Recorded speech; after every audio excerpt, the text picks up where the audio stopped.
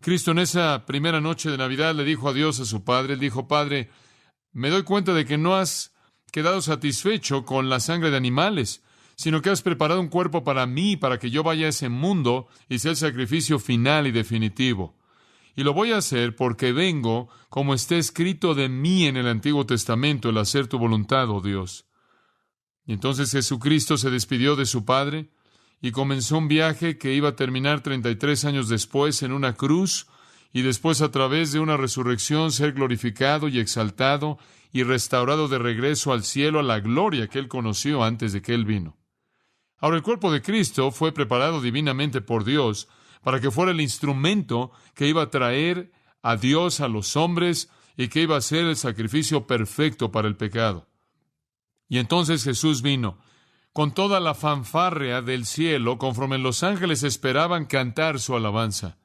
Y no hubo fanfarria alguna en la tierra. La tierra lo ignoraba. Dios estaba siendo manifestado en la carne. El cielo lo sabía, pero la tierra no. El Espíritu Santo había tomado 9 meses para llevar a cabo su obra. Y en esos 9 meses Él formó en el vientre de María un cuerpo como ningún otro cuerpo, un cuerpo que iba a ser habitado por la segunda persona de la Trinidad, un cuerpo que ahora estaba listo. Y el tiempo había llegado para que María diera luz. La plenitud del tiempo había llegado cuando Jesús fuera hecho de una mujer. Y de esta manera ese cuerpo vino, y con él vino la segunda persona de la Trinidad. Y en cada temporada de Navidad todos nos detenemos y más bien de una manera ignorante reconocemos el nacimiento de Cristo. E inclusive quizás hay personas que reconocen el hecho de que Él era Dios a un grado u otro. Pero el punto no es que Él vino, el punto es por qué vino. Y tantas personas parecen estar satisfechas simplemente con detenerse y simplemente con el hecho de que Él vino como si fuera algún hecho redentor. Simplemente reconocer eso. Nunca se molestan el descubrir por qué vino. Esta mañana queremos responder a la pregunta: ¿por qué Jesús nació? ¿Por qué vino? ¿Para presentarse a Dios? Sí. ¿Para enseñar verdad? Sí. ¿Para cumplir la ley? Sí. ¿Para ofrecer su reino? Sí. ¿Para enseñar a aquellos que no entendían acerca de Dios? Sí. ¿Para revelar amor? Sí. ¿Para traer paz? Sí. ¿Para sanar a los enfermos? Sí. Etcétera. Esas son razones secundarias del por qué vino. Realmente hay una razón primordial, un plan primordial, un propósito primordial. Jesús vino para sufrir y para morir. Esa es la razón por la que Él vino. Belén simplemente existió para que el Calvario pudiera suceder. Él solo fue un bebé para que pudiera ser un hombre y morir. Él solo vivió para morir. Esas pequeñas manos de bebé suaves formadas por el Espíritu Santo en el vientre de María fueron hechas para que los clavos pudieran perforarlas. Esos pequeños pies regordetes, rosas y suaves, incapaces de caminar, iban a caminar en un día en un monte e iban a ser clavadas una cruz. Esa cabeza dulce, con ojos resplandecientes y una boca dispuesta a hablar, fue formada para que algún día los hombres pudieran meterle una corona de espinos. Ese cuerpo tierno, cálido y suave, que estaba envuelto en tela, un día sería abierto por una lanza para revelar un corazón quebrantado. Y esa es exactamente la razón por la que Dios hizo ese cuerpo. Jesús nació para morir. El hombre fue hecho para tener dominio sobre todo, pero cayó en pecado y perdió su dominio. Cuando Dios creó a Adán, era grande. Todo era grandioso, todo iba a ser grandioso, y después el hombre cayó y él perdió su posición como rey. El hombre debía ser un rey, pero el hombre no lo es. El hombre es un esclavo, débil, esclavo a su pecado, ignorante, y en esa situación vino Jesús. Y Jesús llegó a esa situación. Él se despidió del Padre. Los ángeles que esperaban con gran expectativa finalmente irrumpieron en alabanza y adoración. Inclusive los pastores en los campos los oyeron. Y debido a que Él vino a sufrir y Él vino a morir.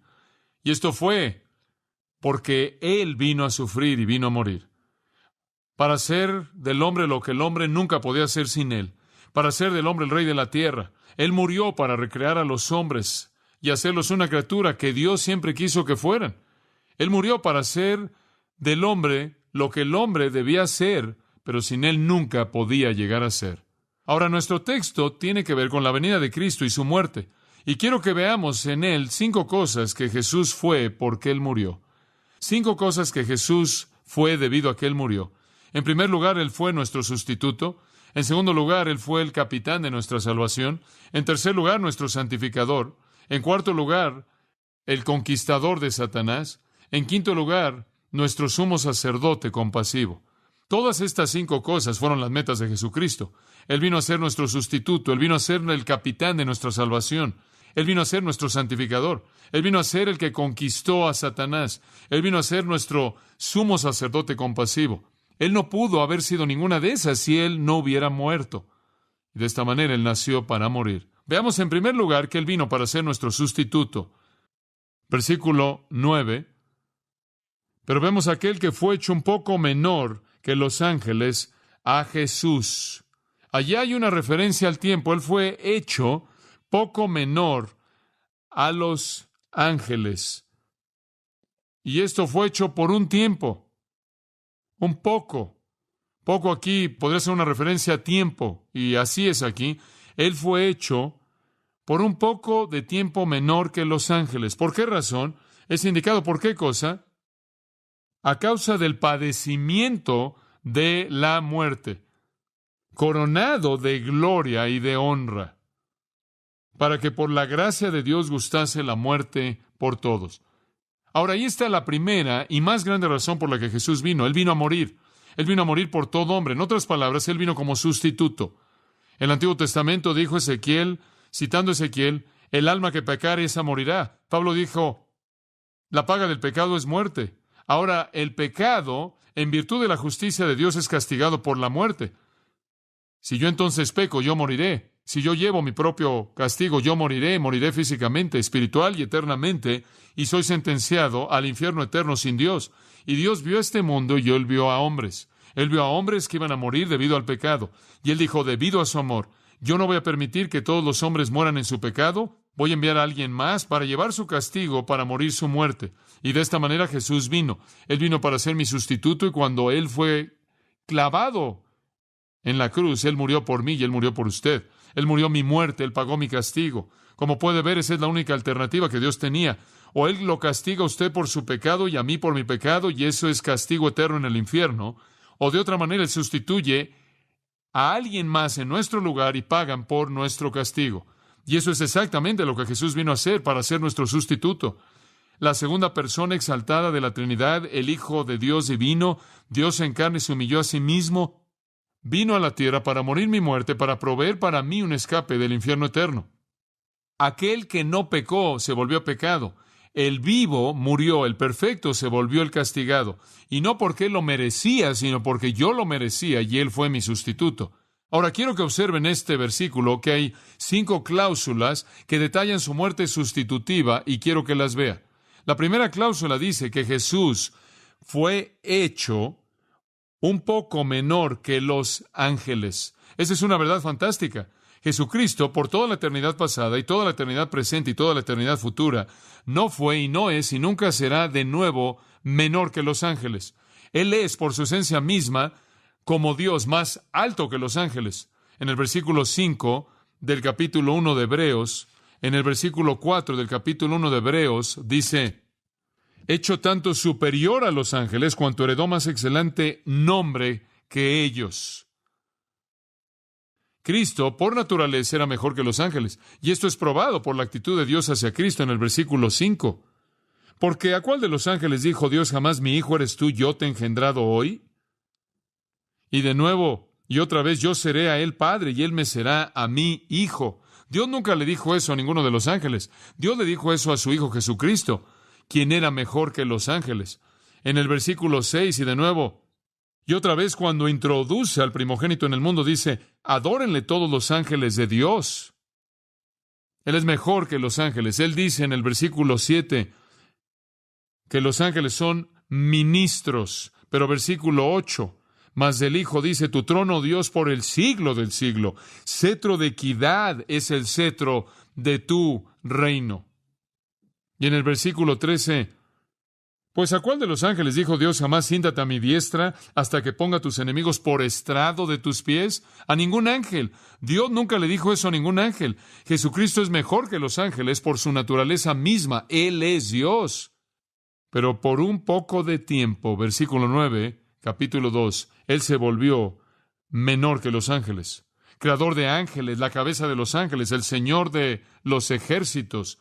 Aquel quien antes de su encarnación había sido adorado por ángeles, por un poco de tiempo se volvió un poco menor que los ángeles, por nuestra causa. Hombres pecadores, rebeldes, viles, impíos, que no querían a Dios y no conocían a Dios. Y por nuestra causa Cristo se volvió un poco menor que los ángeles.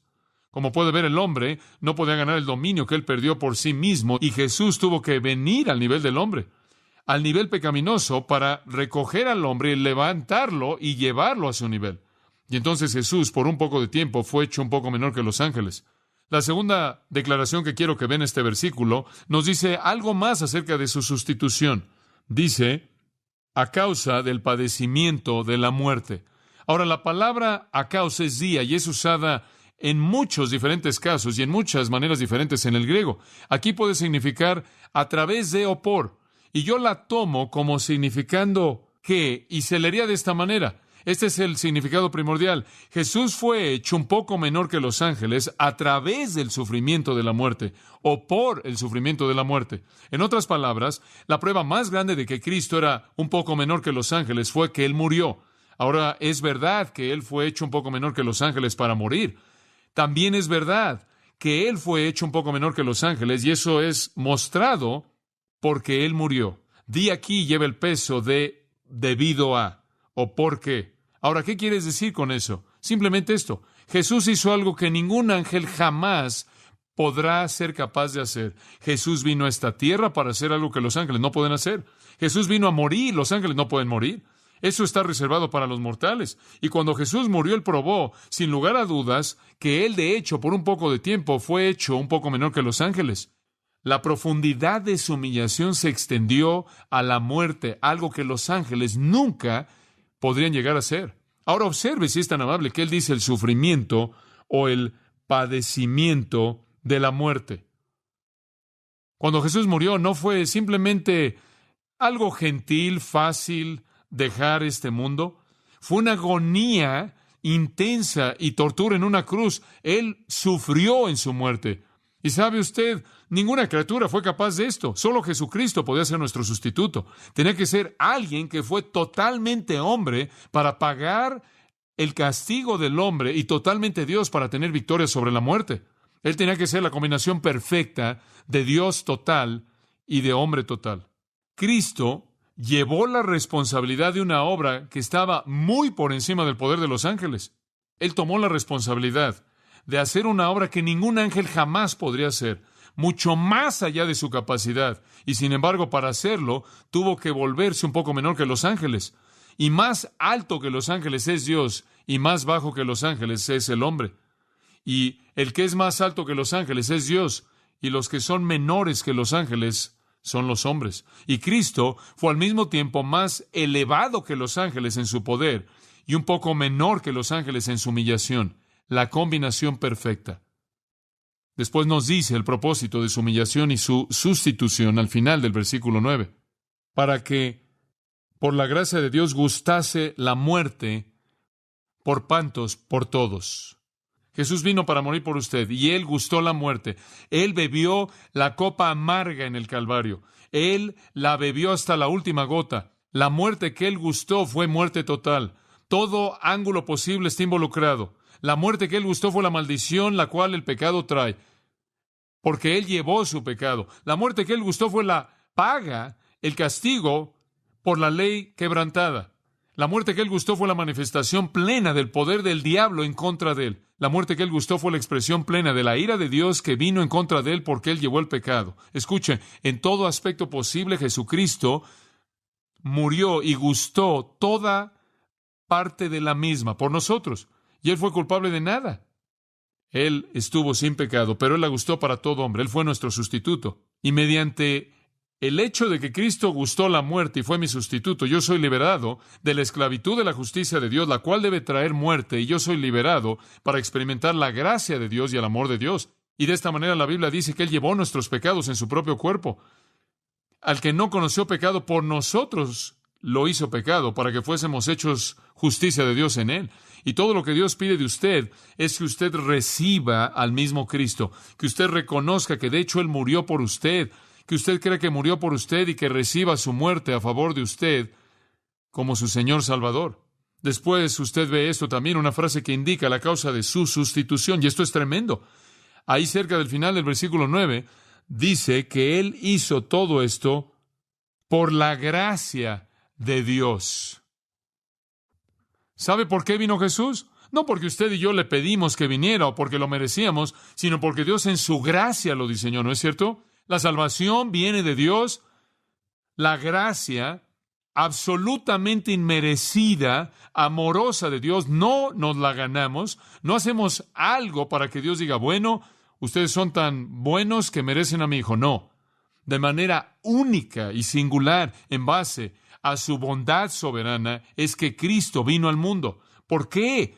¿Se da cuenta usted de que nadie en el universo podría haber traído a Cristo y haberle quitado su vida si no hubiera sido el diseño soberano de Dios? Y Juan 10:18, Jesús dijo, ninguno quita mi vida, nadie me quita la vida. ¿Yo qué? Yo la pongo de mí mismo. Romanos 5:8, Pablo dice, mas Dios muestra su amor para con nosotros, ¿cómo? En que aún siendo pecadores, ¿qué pasó? Cristo murió por nosotros. Ese es el amor de Dios. Usted no lo mereció. Yo no lo merecí. Usted no pidió por ello. Yo no pedí por ello. Dios lo dio de manera gratuita, libre. Usted no ruega por un regalo. Dios dio a su Hijo. Y su amor fue abrumador. Él vio al hombre pecador. Él vio la inevitabilidad de la muerte y el infierno. Y Él dijo, mi amor no va a dejar eso como la única opción. Y Él envió a su Hijo para morir en su lugar. Y cuando usted lo recibe como su Salvador y Señor, y recibe su muerte a favor de usted, usted es liberado del castigo de la muerte. Cristo es su sustituto. Y Él solo vino en base a la gracia de Dios. Nosotros no hicimos nada para merecerlo. Inclusive cuando Él llegó aquí, los hombres no lo querían y lo mataron. Pero eso no estorbó la gracia de Dios. Después vemos otra frase aquí que habla del resultado de su venida y la sustitución. Él dice que fue coronado de gloria y de honra. Usted sabe, cuando Jesucristo terminó su tarea, Dios le dio gloria, Dios lo exaltó. Pablo dice que Él se volvió obediente hasta la muerte de cruz y dice, por lo cual, en base a lo que Cristo hizo, Dios le exaltó hasta lo sumo y le dio un nombre que es sobre todo nombre, para que en el nombre de Jesús toda rodilla se doble. Jesús se humilló a sí mismo y Dios lo exaltó, lo coronó de gloria y honra. Observe ese versículo de nuevo. Ese versículo dice que Jesucristo murió por usted, su sustituto, y Dios valoró tanto lo que Jesús hizo que lo exaltó hasta lo sumo y le dio un nombre sobre todo nombre en el universo. Escucha, amigo mío, Dios valora mucho a Jesucristo. ¿Sabe usted eso? Dios valora mucho a Jesucristo. Y cualquier persona que viene y menosprecia a Jesucristo está en peligro de recibir la ira de Dios. Porque si Dios tiene en tan alta estima a Cristo, ¿cuáles deben ser las consecuencias para alguien que no comparte esa misma estima hacia Cristo? Y permítame añadir este pensamiento. ¿Quién cree que es usted al no darle a Cristo la gloria que Él merece? Dios se la dio. Si usted no lo hace, usted ha concluido que usted es superior al juzgar las cualidades de Cristo en comparación a Dios. Esa es una posición tremendamente peligrosa por parte de usted. Si Dios estima a Jesucristo, si Dios exalta a Jesucristo, ¿quién es usted para hacer algo menos que eso? Ahora quiero ver otra cosa en este capítulo y viendo al versículo 10. En el versículo 10 vemos la segunda cosa que Jesucristo se volvió. En primer lugar, se convirtió en nuestro sustituto. En primer lugar, Él se volvió nuestro sustituto. Esto es, Él murió nuestra muerte. En segundo lugar, ahora regresando a las Escrituras, versículo 10, Él se volvió el capitán de nuestra salvación. Jesucristo no solo es nuestro sustituto, esto es, llevó nuestro castigo, sino que Él es el capitán de nuestra salvación. Y quiero que vea esto en el versículo 10. Quiero mostrarle lo maravilloso que es esto. Porque convenía aquel, versículo 10, ese es Dios, ahora está hablando del Padre, porque convenía aquel por cuya causa son todas las cosas, y por quien todas las cosas subsisten, Dios es el principio y el fin de todo, que habiendo de llevar muchos hijos a la gloria. Ese es el diseño de Dios, ¿no es cierto? El llevar a hijos a la gloria, el capturar hombres para el cielo, ese es su diseño. Y al hacerlo, perfeccionase por aflicciones al autor de la salvación de ellos. Ahora Jesús se volvió nuestro capitán de salvación en su muerte. Ahora quiero que vea la palabra autor. Aquí se puede traducir capitán, es la palabra arquegos. La palabra arquegos significa pionero, significa líder, significa autor, significa el que abre la brecha. Arquegos se traduce de manera incidental en Hebreos 12:1. Puestos los ojos en Jesús, el autor, usted sabe, de nuestra fe, ese es arquegos, significa cualquier persona que comienza algo y otros lo siguen. Podría ser alguien que comienza una familia en la que otros nacen. Podría ser alguien que funda una ciudad en la que otros vienen a vivir. Podría ser alguien que abre una brecha que otros siguen.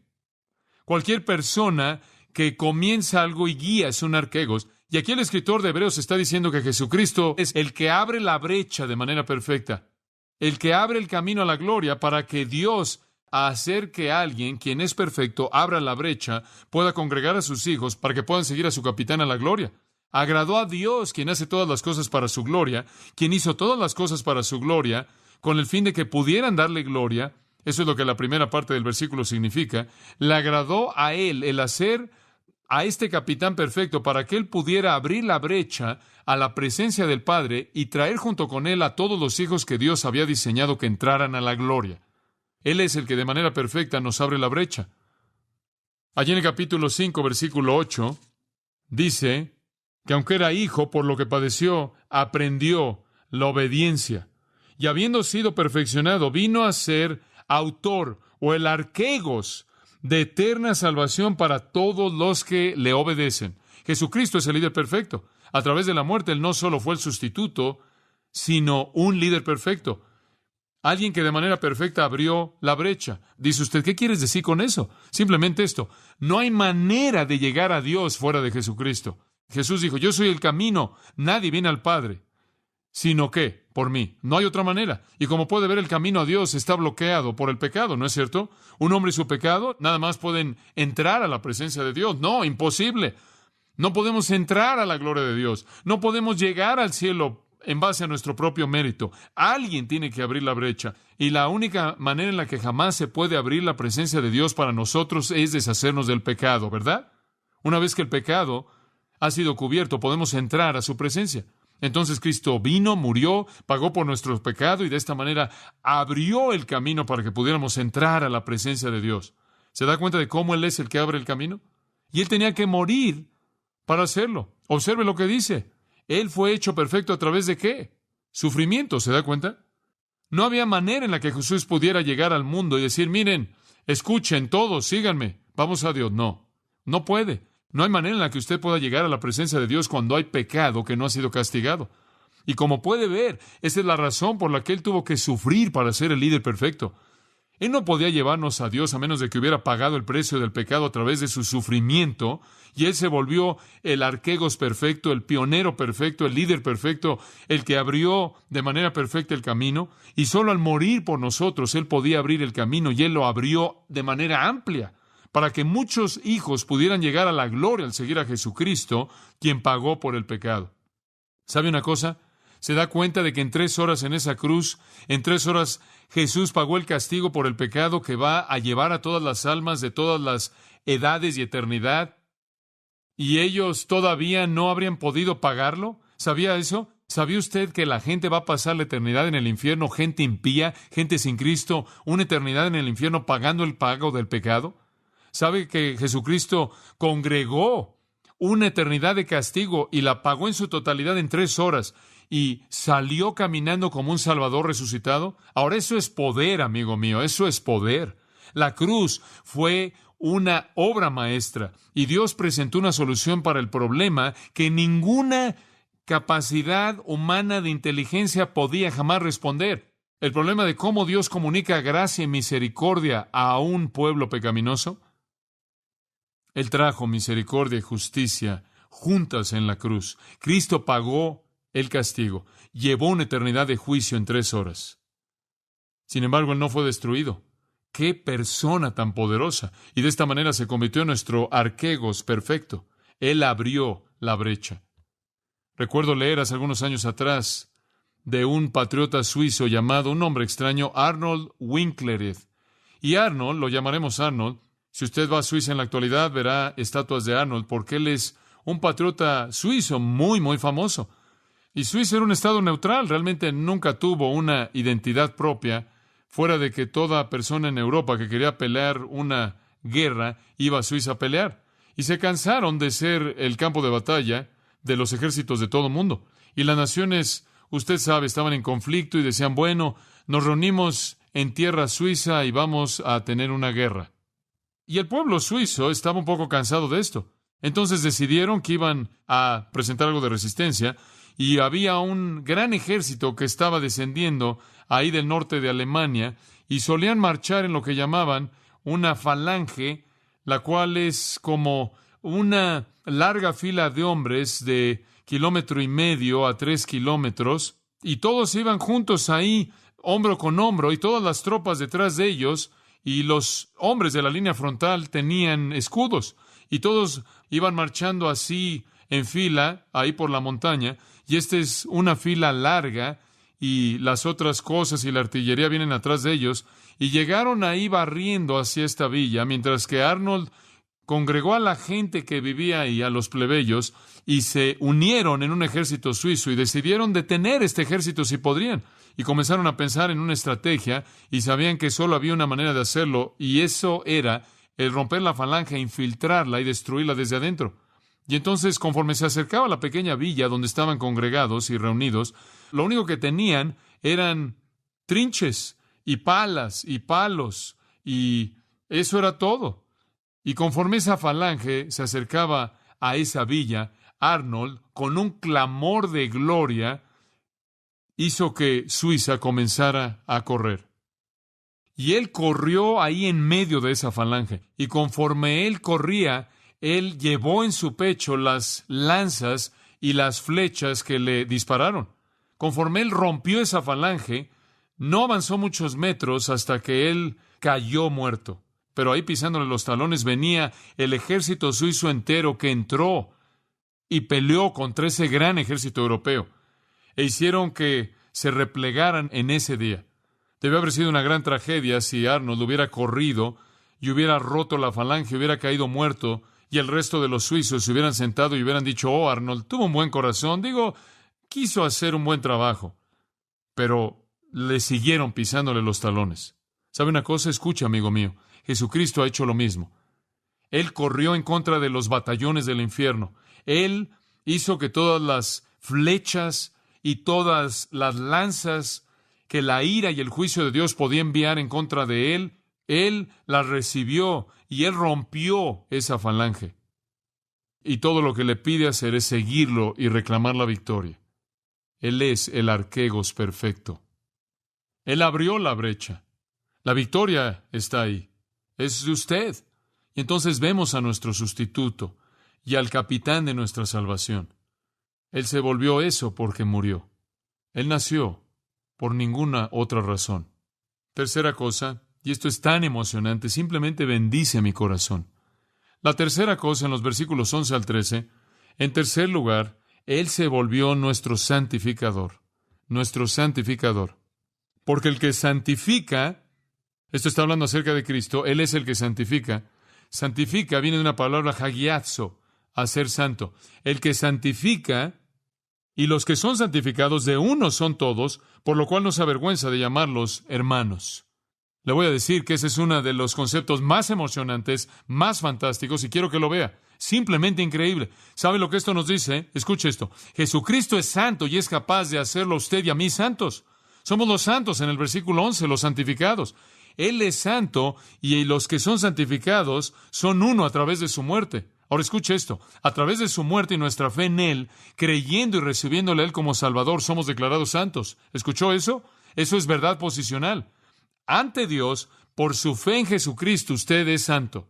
Si usted conoce a Cristo, ahora, el fin práctico de esto es que usted debe actuar como tal. Todavía hay pecado en nuestras vidas, pero posicionalmente delante de Dios somos santos. Dice usted, ¿cómo funciona eso? Escuche, cuando Cristo murió en la cruz, ¿por cuánto de mi pecado pagó Él? Por cada uno de ellos, por cada parte. Eso significa que Dios no puede hacerme responsable en términos de juicio por ningún pecado. Esa es la razón por la que Pablo dice que ninguna condenación hay para los que están en Cristo. Todo estuvo en Cristo en la cruz. Dios, por lo tanto, dice posicionalmente, debido a su fe en Cristo, ahora eres santo.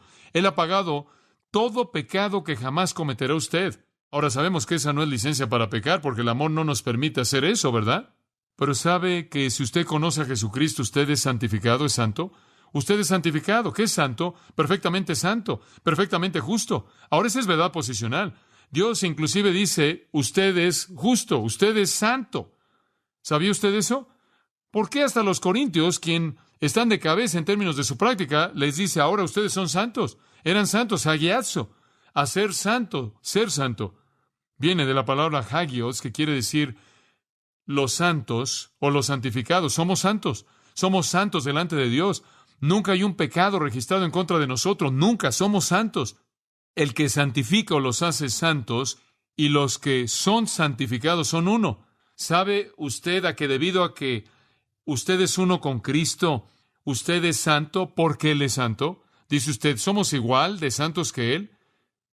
Ese es el único tipo de santidad que hay. Usted no dice, bueno, yo soy el santo número 1, no. Yo soy el santo número 49, no. Bueno, yo soy el santo número 184, no. No hay grados de santidad.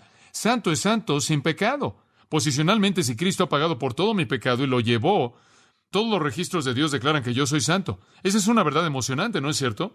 Santidad posicional en Cristo. Escuche, si Él llevó mi pecado y me dio su justicia, Él llevó mi iniquidad y me dio su santidad. ¡Oh, qué verdad tan fantástica! Observe Hebreos 10:10. Le voy a mostrar esta verdad. Escuche esto. Esta es una verdad emocionante. Hebreos 10:10. Cristo vino, tomó un cuerpo, murió una muerte sacrificial para hacer la voluntad de Dios, ¿verdad? Para ser nuestro sustituto, para ser el capitán de nuestra salvación. Ahora, la voluntad de Dios diseñó esto, versículo 10, mediante la cual, esto es la voluntad de Dios, nosotros, todos los creyentes, son hechos santos o santificados a través de la ofrenda del cuerpo de Jesucristo ofrecido de una vez por todas. ¿Leyó eso correctamente? ¿Cómo es hecho usted santo? ¿A través de rituales? ¿A través de leer su Biblia? ¿A través de ser superpío? No. Usted fue hecho santo a través de ¿qué? De la ofrenda del cuerpo de Jesucristo. ¿Cuántas veces? ¿Para cuántas personas? Todas. Usted se volvió santo en virtud del sacrificio de Cristo, no por actividad cristiana. Usted no se hace santo, amigo mío. Nos esforzamos por ser más como Cristo. Nos esforzamos en la práctica en ser lo que somos en posición, ¿no es cierto? Pero posicionalmente, usted fue hecho absolutamente santo mediante su muerte a favor de usted cuando lo recibe como Salvador. Ahora, amados, eso es seguridad. Usted no puede quitar la santidad. No puede ser manchada. Versículo 14, escuche esto, 10:14. Porque mediante una sola ofrenda. Ahora, escuche esto. ¿Qué ofrenda fue esa? Versículo 10. ¿La ofrenda de qué? De su cuerpo.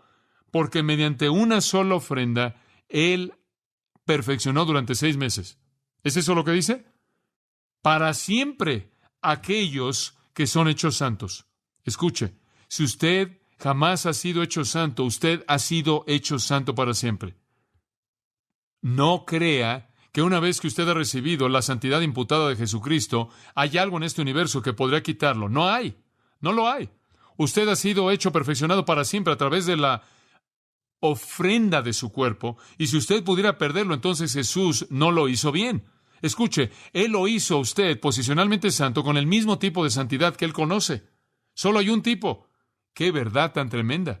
¿Le ayuda eso a usted a entender quién es usted en Cristo? Y después me encanta esto. Esto me bendice.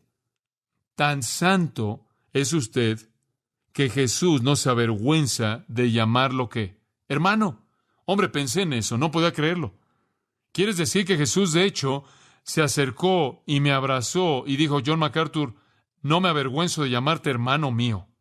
Y yo comencé a pensar en eso y me cautivó porque, quiero ser muy honesto con usted, en toda mi vida he estado más avergonzado de Jesucristo de lo que me gustaría reconocer.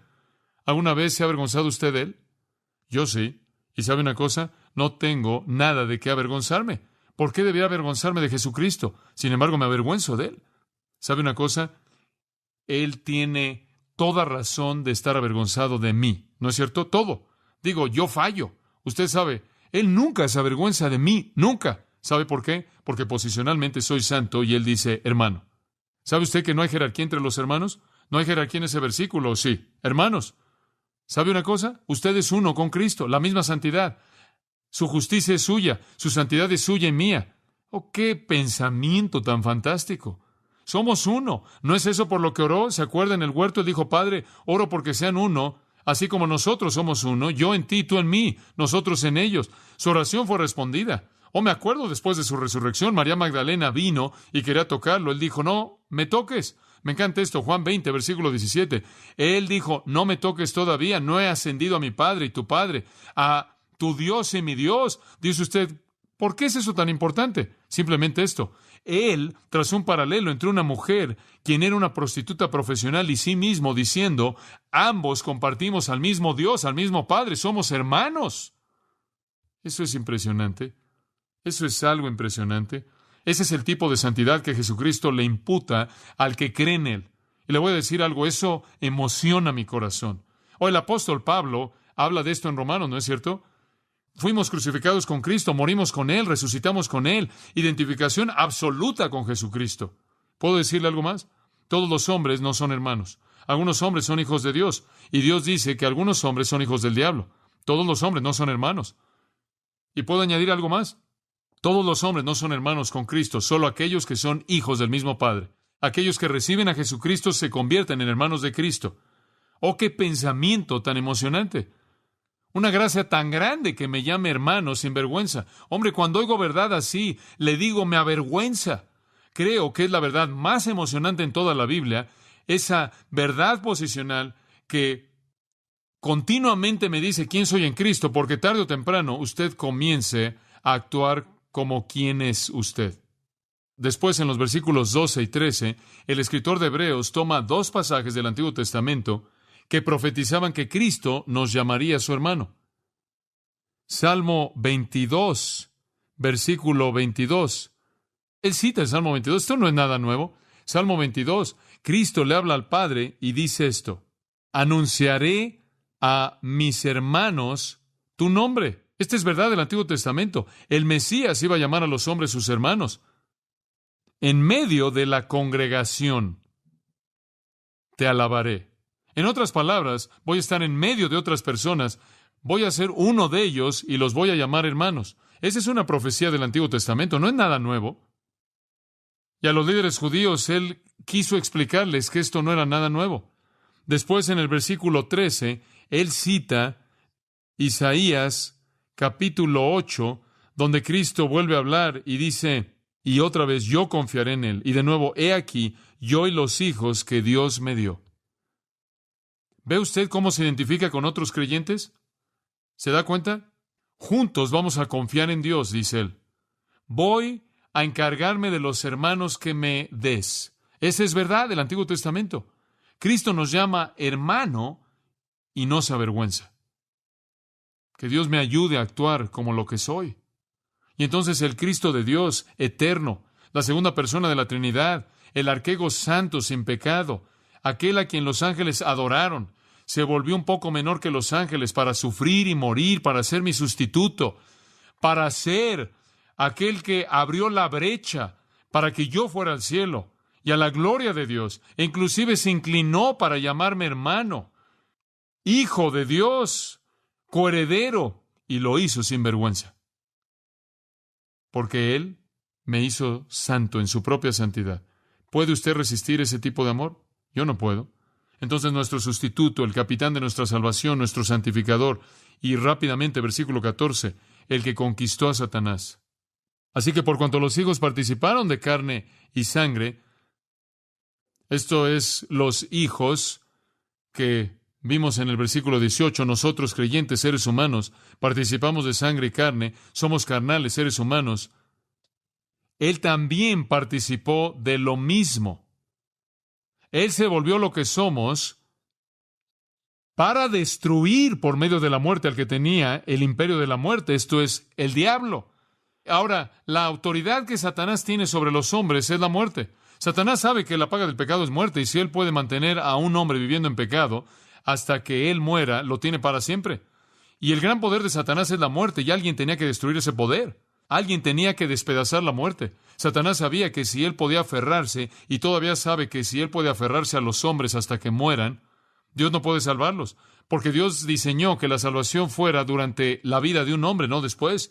Y entonces Satanás usa el poder de la muerte, se esfuerza por atrapar a los hombres y mantener a los hombres alejados de Dios hasta que mueran, y entonces Dios no puede tocarlos. Esa es la autoridad de Satanás sobre los hombres. No podían escapar la muerte, no podían escapar la paga inevitable del pecado. Satanás lo sabía. Y si Satanás tan solo puede mantener a los hombres ahí, Dios no puede llegar a ellos. Ahora alguien tenía que quebrantar este poder y tenía que ser un hombre. Algún hombre tenía que conquistar la muerte, destruir el arma de Satanás, y eso es exactamente lo que Jesús hizo. Como puede ver, dice en el versículo 14, que por medio de la muerte lo hizo. En otras palabras, para destruir la muerte, un hombre tenía que morir y resucitar y dejar la brecha abierta para que otros murieran y resucitaran, y eso es exactamente lo que Jesús hizo. Él salió de esa tumba, él explotó de esas cadenas de la muerte, y después él dijo, porque yo vivo, que vosotros también viviréis. Escucha, amigo mío, Jesús murió y resucitó, y de esta manera destruyó el poder de Satanás de la muerte, y él dejó abierto el camino para usted. Él se volvió un hombre para morir como hombre y tener la victoria de un hombre sobre la tumba. Pero él tenía que ser Dios al mismo tiempo para tener esa victoria. Él despedazó el poder de la muerte. Y entonces decimos, ¿dónde está, oh muerte, tu aguijón? ¿Dónde está, oh sepulcro, tu victoria? No hay victoria en la muerte. La muerte simplemente es pasar de este mundo a la presencia de Dios para aquellos que lo aman. La muerte ni siquiera la experimentamos, porque Cristo la destruyó. Él vino a morir para destruir la muerte para que usted pudiera vivir. En último lugar, Él fue nuestro sustituto, el capitán de nuestra salvación, nuestro santificador, el que conquistó a Satanás, y nuestro sumo sacerdote compasivo. Versículo 16. Porque ciertamente no socorrió a los ángeles, sino que socorrió a la descendencia de Abraham. Él no se volvió un ángel para morir por los ángeles. No hay salvación para los ángeles. Él se volvió un judío, la simiente de Abraham, un ser humano, para que él pudiera identificarse con otros hombres y morir por ellos. Él no vino a redimir ángeles, él vino a redimir hombres. Versículo 17. Por lo cual, ahora marque esta frase, subraya esta frase, debía ser en todo semejante a sus hermanos. Él fue igual que nosotros en todo, en todo. ¿Para qué? Para venir a ser misericordioso y fiel sumo sacerdote en lo que a Dios se refiere, para expiar los pecados del pueblo.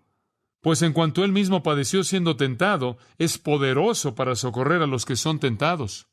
En otras palabras, cuando usted va a Jesucristo para compartirle su corazón, Él puede decir, yo sé, yo he estado ahí. El sumo sacerdote compasivo. Como puede ver, un sumo sacerdote ministra entre los hombres y Dios. ¿Sabe usted quién sería el sumo sacerdote perfecto? Alguien que de manera experimental conociera la mente de Dios y de manera experimental conociera la mente del hombre. ¿Y no es eso exactamente lo que Jesucristo fue? Él fue Dios de hecho y hombre de hecho, el mediador perfecto. Escuche, en todas las cosas Él fue como somos nosotros. Él tuvo hambre, tuvo sed. Él fue vencido por la fatiga. Él durmió, Él fue enseñado, Él creció, Él amó. Él se sorprendió, Él se maravilló. Él estuvo contento, Él estuvo triste, enojado, lleno de indignación y sarcasmo. Él se entristeció, Él estuvo turbado. Él fue vencido por la expectativa de acontecimientos futuros. Él ejerció fe. Él leyó las Escrituras, Él oró toda la noche. Él suspiró cuando Él vio un hombre que no podía hablar. Lágrimas cayeron de sus ojos cuando su corazón